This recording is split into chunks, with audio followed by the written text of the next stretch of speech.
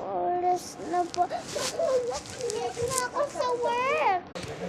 Ay, naku, teka muna. Wait a minute. Sorry ka naman.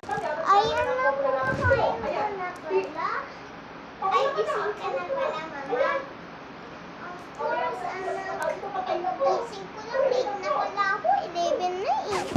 Anak, mag-school ka na din. Mamaya na po kumakain. Punta na ako sa work. Okay lang sa'yo. Mag-isa ka na lang pupunta sa school? Ay, hey! Okay po.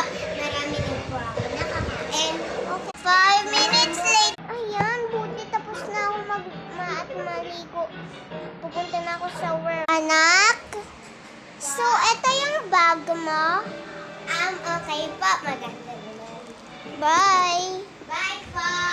Part 2.